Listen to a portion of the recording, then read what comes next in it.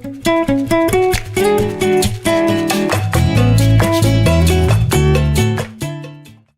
I want to welcome you back to Torah on the Go. We've taken a couple weeks off with Cantor Raffi, and now I'm back with my partner in crime, Rabbi Ed Feinstein. Today I am your admirer. You're wearing a coat of many colors. This is it, the Joseph narrative. My coat matches your tie. Do you know that? It is quite beautiful, this Thank coat, you. I have to say. Thank you. That's the first time that Rabbi Feinstein's ever called me beautiful. You should know. I didn't call you beautiful. I called the coat beautiful.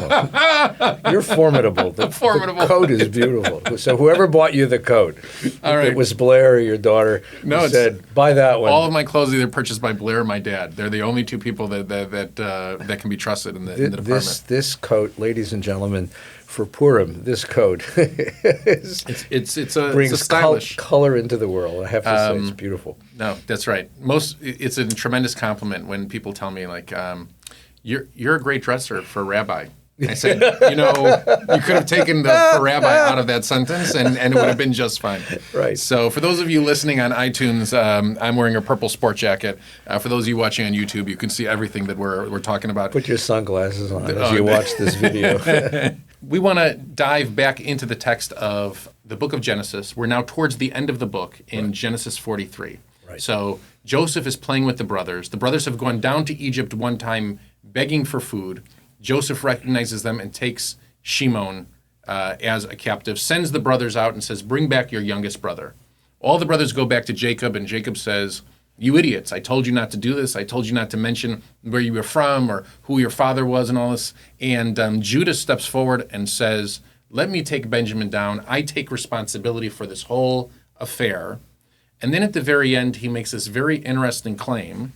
He claims, V'nakuma v'ne'elcha, let us all arise and let us all go, v'nichyeh v'lo namut, so that we should all live, we won't die, gam anachnu, for the sake of all of us, gam ata, for your sake, gam tapenu, for the sake of all of our children.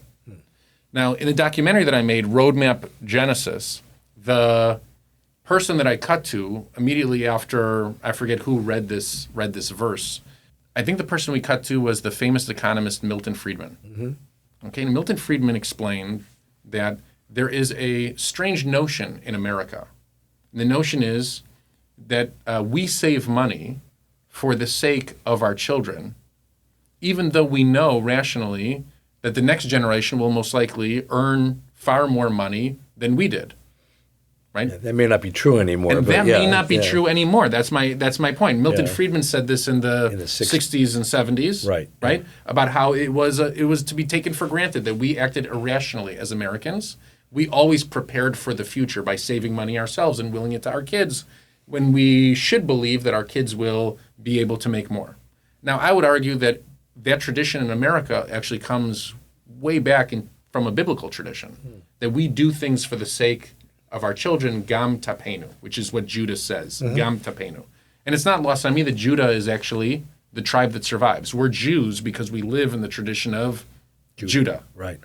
We're not Joes. We don't live in the tradition of Joseph. We live in the tradition of Judah. And so this idea that we stand for something and what we stand for is life and not death, nichyeh v'lo namut, gam ata, gam anachnu, gam tapenu. Yeah. For your sake, for our sake, for the sake of our children. Right. What say you?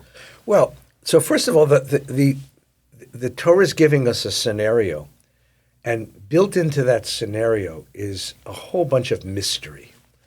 The brothers go down to Egypt to get food. They bring wealth with them, money, to trade for food. And for some reason, this faceless Egyptian bureaucrat keeps asking them questions about their family, about their history. Of all the people, and you have to imagine the scene, it's beautifully cinematic, frankly, that there were thousands of caravans coming from all over the known world because Egypt had food. And yet he chooses this group of guys to give this hard time to and take one of the brothers captive. Why would he do that? What is he so concerned about? It's a simple transaction. You walk into the market, you pay for the food, you take it home. So they go back to their father and they say the guy took Shimon and now he wants the other brother. It's like so mysterious and so strange. So Jacob has a sense that something is going on. Judah has a sense that something is going on. And the beautiful part of the story is Judah. Judah was the brother who traded Joseph into slavery. Right. Judah was the one who, it's his idea. They put Joseph in a pit, and then they're eating lunch. Like the kid is in a pit dying, and they eat him lunch in the desert. And he says, like, why kill him? What do we get out of killing him? Let's sell him. There's something so bitterly cynical about Judah at that point. So selfish. He's not thinking about his father. He's not thinking about his brother. He's not thinking about the family legacy. He's not thinking about what he's doing in the world. And Judah goes through this transformation with the story of Tamar. He loses 2 sons of his own. And Judah emerges in this story as the advocate for life. He's the one who's going to step forward. He's now become the leader. He's going to step forward, and he makes this claim to his father.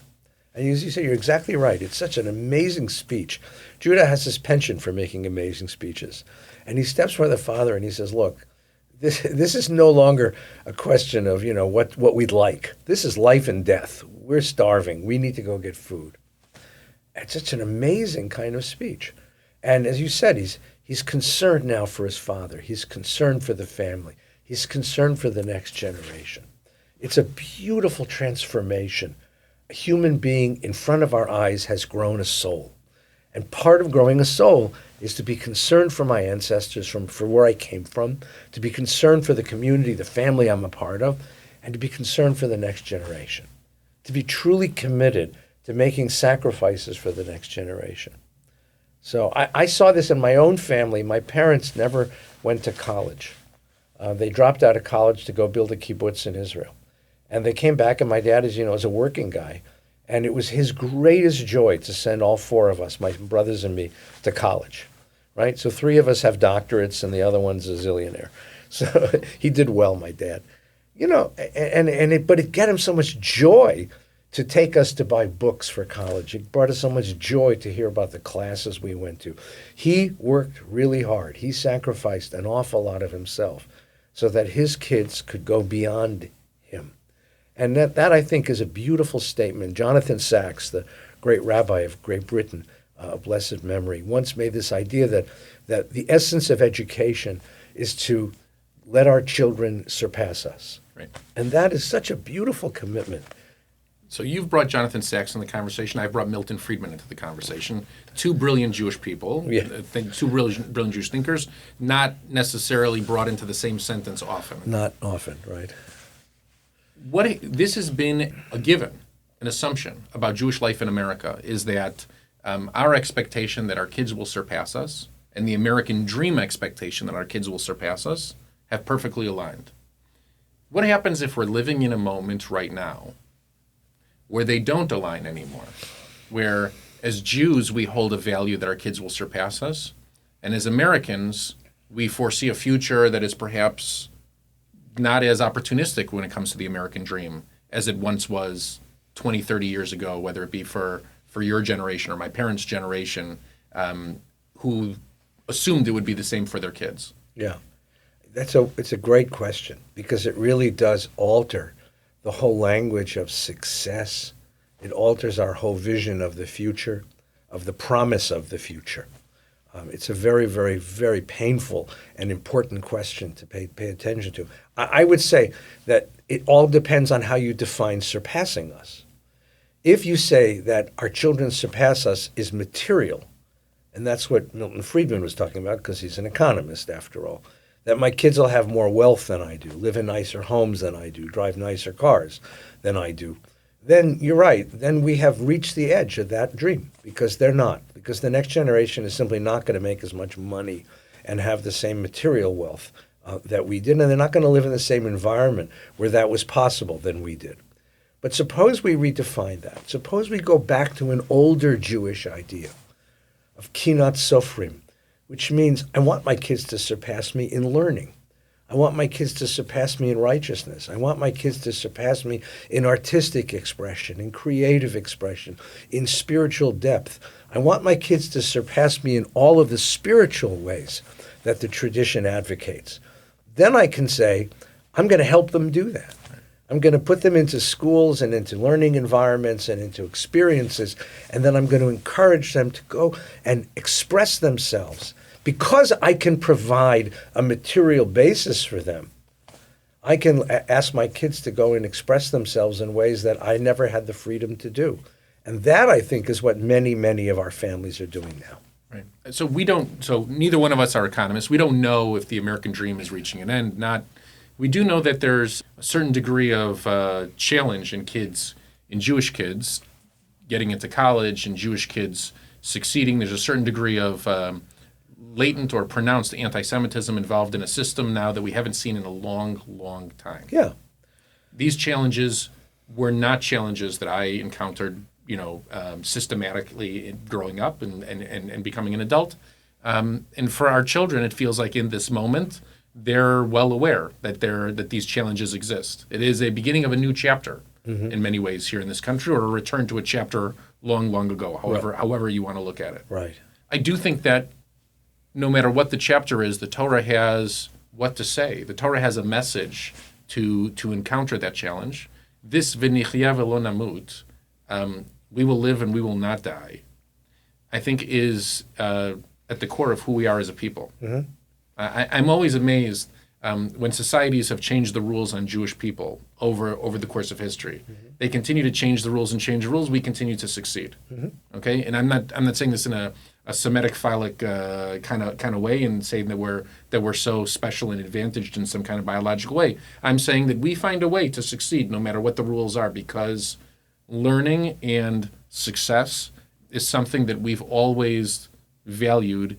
We've always associated that with life. Mm-hmm. We've always associated that with life. Yeah. When we say we'll live, we don't mean breathe. That is not what Judah is saying. Judah is not saying we will live and not die, meaning we will breathe and we will refuse to stop breathing. He's saying we will continue to live like us with our values. We'll protect them at all costs. Mm-hmm. And I feel like that's at the core of who we are. Well, I think in many, I wouldn't, I'm just thinking that it's really just not only us, right? When I lived in New York City, all of the greengrocers were Asian immigrants, Korean families, Chinese families. And I remember there's one particular guy that we used to go buy our vegetables from, and he would tell me how proud he was that his kid is at Wharton. Right. He said, I come to this country with almost nothing. I built this shop. I'm selling you fruits and vegetables, and the reason I'm here 12, 15 hours a day is so that my son can study at Wharton at Penn, at the University of Pennsylvania. And he was like so proud of that, right? And you see this in immigrant communities, certain immigrant communities, certainly, that carry the same basic value. We're going to make sacrifices so that our children can surpass us in all kinds of ways, material and other ways. And I think that's a profound statement of faith in the future. It's a profound statement of human strength. It's a profound statement of humanity, that I'm not doing this for myself. I'm doing this for others, for my family and for others around me. And not just my own kids, by the way. I'm doing this for others. And we think about families in our community that have put up scholarship money for kids they don't know. We know the kids, but they don't know them. They just trust us to help raise the next generation into the community, and they're giving of their material support to allow us to do that. And so now I'm going to flip that statement on its head. Judah's statement. We've been, lending it accolades, talking about how beautiful the whole idea is, and now it is that statement, that promise that Judah lays down before his father, that actually leads to the first diaspora, right? That leads to Israel leaving the land of Israel. Okay? Well, yeah, yeah. We end up in Egypt, and this idea of nichya v'lo namut, this idea that we will live and not die, this is what has driven us through the four corners of the world, through diasporas. Mm-hmm. And it's also what has preserved us to a certain extent, this philosophy. Mm-hmm. I mean, you look around, the Hittites are gone, right? The Canaanites are gone. The Agagites are gone. Maybe, right? That's right. Hopefully. We'll see. Unfortunately, there's still cells of them in the world. And we're here. So What do you make this philosophy? This wasn't only a beautiful way to live life. This wasn't only a beautiful philosophy in terms of how Judaism would flourish. This is also a philosophy of self-preservation. Yeah. Well, look, one of the beautiful things about this story, the end of the book of Genesis is a novella. It's a fully articulated piece of literature. And the structure is that whenever you think things are really good, that's really bad. And whenever you think things are really bad, that's really good. So Joseph is the favorite of his father. That's good? No, that's bad, because his brothers are going to hate him. And their brothers are going to hate him, and they're going to sell him into slavery. That's terrible. No, that's wonderful, because that puts him in Egypt. So he can save the world by protecting the world food supply. Oh, that's wonderful. No, that's terrible, because that's going to bring Jacob and all the people of Israel down into Egypt, the first diaspora. So, oh, that's terrible. No, that's wonderful, because we'll become enslaved. That's terrible. No, it's even better, because we're going to be liberated, and we're going to make it to Mount Sinai and receive Torah. So everything in this story is sort of counterfactual, you see? And so that's exactly right. The narrative is pushed forward by this desire to live and not die. The narrative is pushed forward by pragmatic decisions that the characters can't see the end of. We can see the next several steps of it. But I think this was written at a time and by people who were wondering. I mean, the story of how this Torah was put together, it was put together in exile. They were in Babylon, and they wondered, is this good or bad for us? Where is this taking us? And the answer of the story is you can never tell, because there seems to be a plan in history which is beyond us. And that's the beautiful thing here. Yes, he's going to bring them back to Egypt. They're going to be enslaved. Terrible. No, wonderful. Then we're going to get liberated and get matzah, and Passover coming. That's exactly what the story is telling us. So I always think that the least Jewish song that we sing during the year and the least Jewish moment happens during the Seder. Oh, no. And it's actually the song of Dayenu. Oh, right? no. Not only do I think it's I've never heard Jews say, "Oh, we're so happy, this is enough." So I've never heard anybody say that outside of the song itself.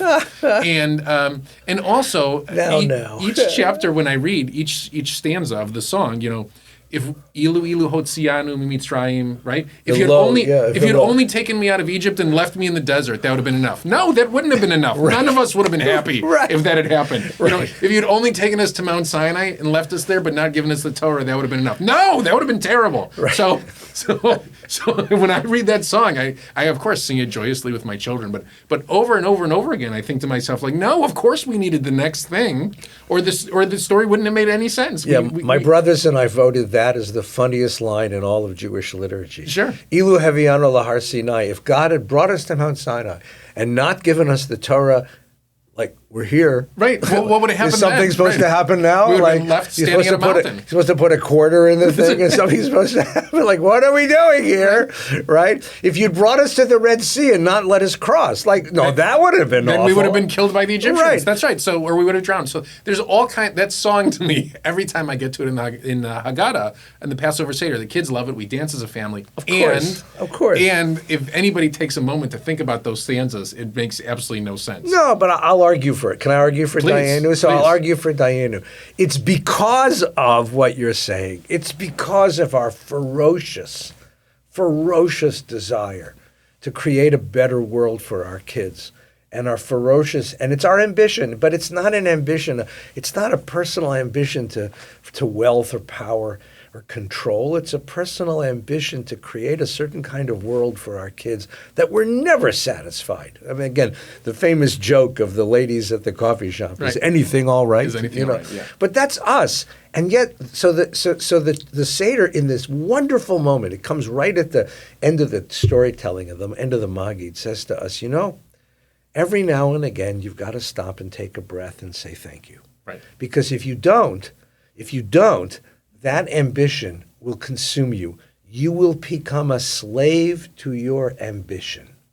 So every now and again, you've got to stop, look around the table at your family, at your friends, at the bounty of the table, at the situation you're in, and say, for all of its difficulty and for all of its brokenness and for all the things we still aspire to, I want to say thank you for what I have, Dayenu. It's a moment of respite, of rest from the ferocious ambition of the Jewish people, and I think it's something we need to be reminded of occasionally. If that's what Dayenu said, I would not laugh during the song. There you go. I would find it very Now you meaningful. won't laugh. But This now I year you won't laugh. That's all This right. year you'll Maybe say... you'll laugh. You'll think of me reading it. I will say, that during poor the Seder. schnook down the block. I always think if you had let me out of Egypt and just left me in the desert, that would not have been good. That would not. We would have just not.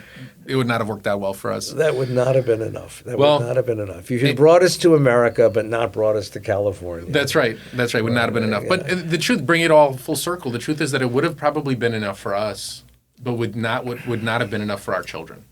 No, but that's what you said at the outset of that's this. right. If it's not enough for our children, it's not enough for us. Because That's right. we're never going to rest until we have some assurance, some faith that our children can surpass us.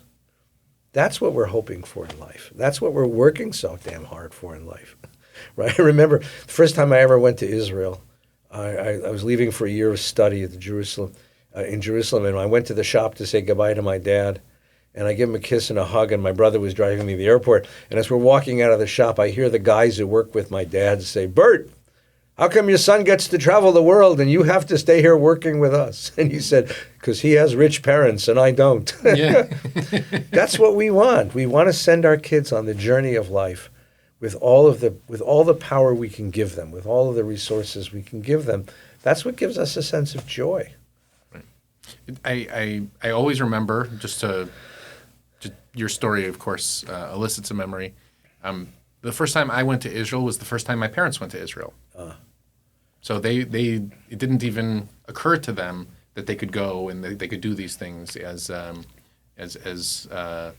children of survivors, as people who were consumed with trying to make a life for their children. Yeah. And we all went together. And my kids take it for granted that they go to the airport once a year and that we go to Israel and that we visit. And they go to the Kotel and they don't cry at the Kotel because they know that they'll be back the following year or following whatever. And you think to yourself, there are people in every family who cry. And there are people in every family who don't cry when you get to these places. And is that progress? Is that better? Yeah, we went. That wasn't my first time, actually. The first time I went was with the family. Right. Because my parents had been there. My parents made Aliyah in early 1950 and stayed for 3-4 years and built a kibbutz, and then the kibbutz had a split. But the thing that they remember the most was starving because there was no food in the country. It was tsena.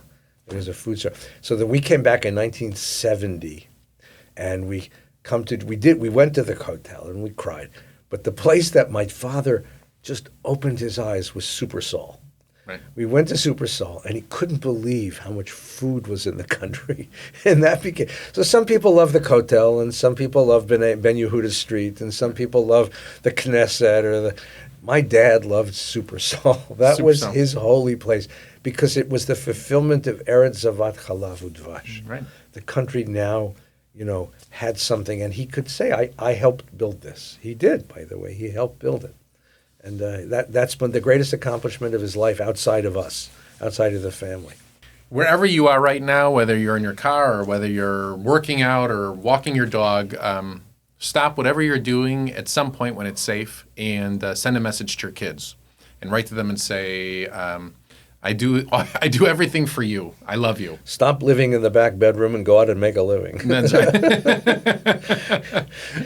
Have a great day. We'll see you next time. Don't fall off the Peloton.